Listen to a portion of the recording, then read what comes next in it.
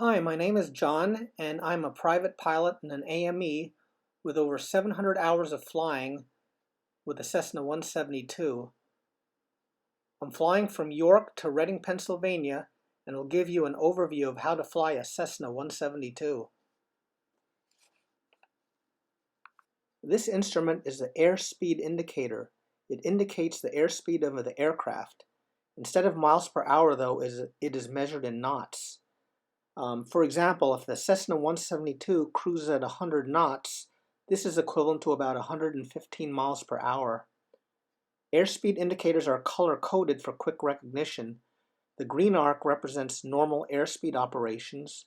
The yellow arc is a danger zone, and it can be penetrated only in smooth air. The red line is a never exceed speed.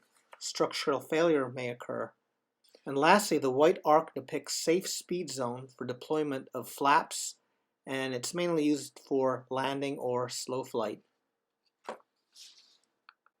This instrument here is the attitude indicator and is one of the most important instruments. This represents the artificial horizon. This is what you should see outside your windshield. The blue shading on the top shows the artificial sky, and the black on the bottom shows the ground, and there's the miniature fixed airplane in the middle. This shows a tail view of the airplane's attitude. The markings along the rim, where the triangle is pointing to, depict the degrees of bank. This instrument is the altimeter. This tells you how high you are. It reads just like a clock. The big hand marks hundreds of feet, and the little hand marks thousands of feet. This instrument is a turn coordinator. It has two components. The miniature airplane banks in the direction the real airplane is turning. The other component is the inclinometer, better known as the rudder ball. The ball is there to keep your turns coordinated. To prevent slips or skids, pilots are told to step on the ball, meaning apply pressure to the rudder corresponding to the ball's location. For example, when climbing, the ball will be at the right. Step on the right rudder until the ball centers. This is really not much of a factor on cruising level flight. This instrument is the heading indicator. It tells us what our heading is. The airplane is fixed and is pointed up. Whereas the compass may lead, lag, or slosh around, the heading indicator is steady and much more easier to look at than the compass. It must be set to match the compass heading before takeoff. At end of runway, when lined up, the runway number should match the heading. Since subject to precession, about every 15 minutes, if the airplane is straight and level, reset the heading indicator to the compass heading. This instrument is the vertical speed indicator. This tells the pilot what rate the airplane is climbing or descending in hundreds of feet per minute. This last instrument is the RPM gauge or tachometer. This is a gauge that indicates engine speed in RPMs. The RPM gauge is controlled by the throttle. I typically cruise at 24 RPMs, descend at 21 RPMs, and land at 15 to 18 RPMs. Here is a moving map from the app 4Flight.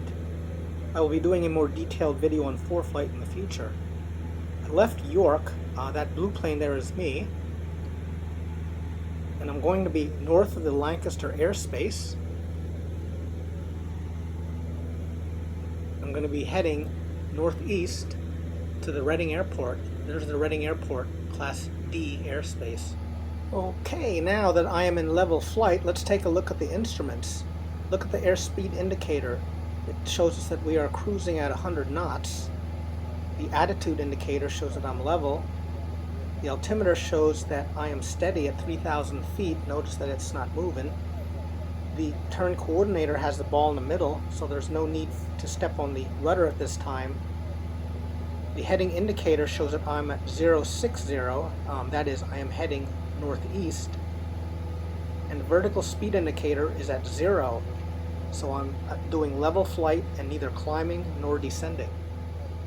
With good visibility during VFR, look outside mostly, but periodically check the instruments. When looking outside, you should see a fixed strip of land with the sky above it constantly.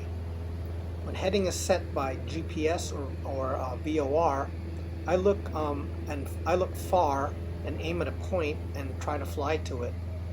And I'm also looking for traffic. Now I'll demonstrate a descent. When descending, we'll reduce power to the desired RPMs, that is the lower end of the green arc, 21 RPMs, letting the nose drop 5 to 10 degrees below the horizon.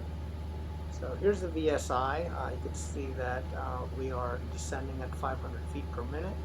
The altimeter is going downwards, and you can see that we're descending from the attitude indicator.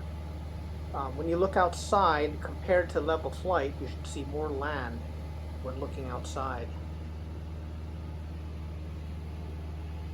So that looks like Blue Marsh Lake. Right across the lake would be the airport. But Blue Marsh is a nice place to visit. You can go boating, fishing, swimming, and jet skiing over there. So we're approaching the Reading Airport.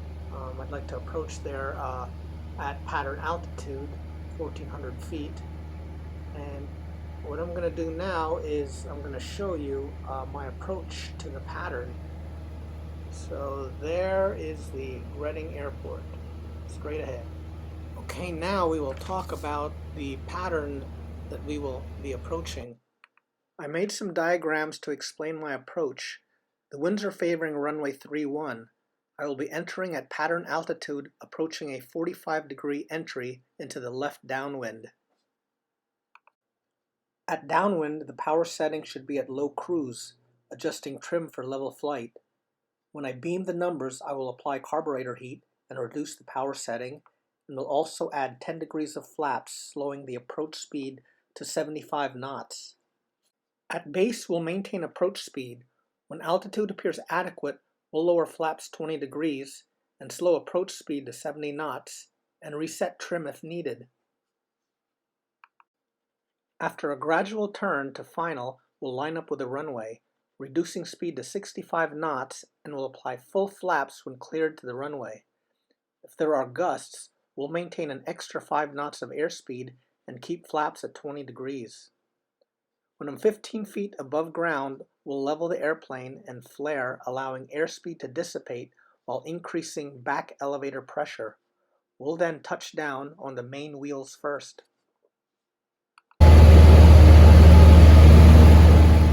Okay, so there's the airport. I will be entering the pattern by flying 45 degrees to the downward leg, entering at traffic altitude for the airport, which is 1,400 feet. And of course, I'll always be looking for traffic.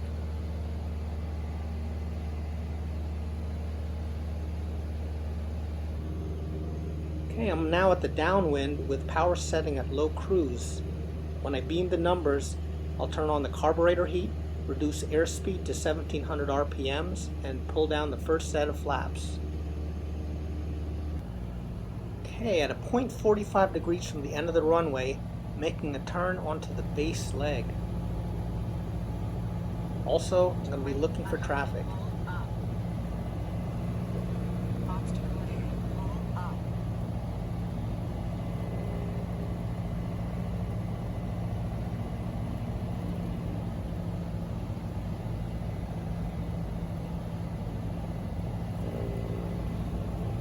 Upon completion of the turn, I'm going to add the second notch of flaps and reduce speed to 70 knots.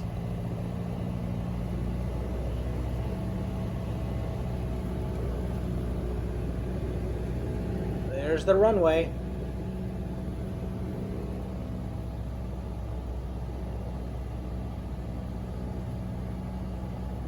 My goal is to be at final at 1,000 feet or 600 feet AGL.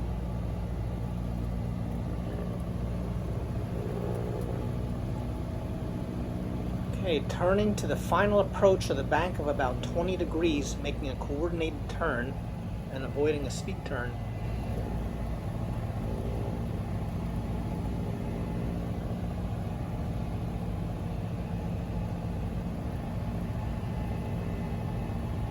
Okay, so we're lined up with a runway.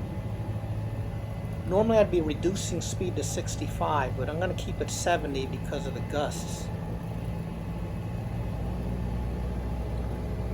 Trimming for stabilized approach, it's desirable to control speed by reducing power gradually rather than reducing speed too much and having to come back with a power increase. Just very small adjustments.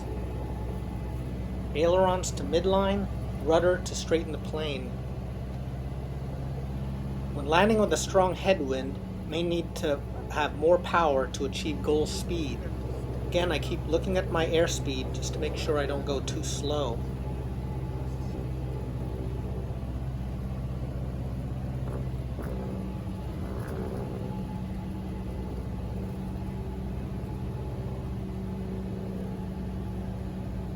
Normally I'd put some flaps on, but because of the gusts, I'm just going to keep the flaps at 20 degrees. As the airplane closes the runway, begin to flare and gradually reduce speed, allowing the airspeed to dissipate. Keep eyes moving, don't fixate too short or too far. The touchdown should be on the main wheels, with the nose wheel up about 6 to 12 inches off the runway. Land with the yoke pulled back, and welcome to Reading Airport.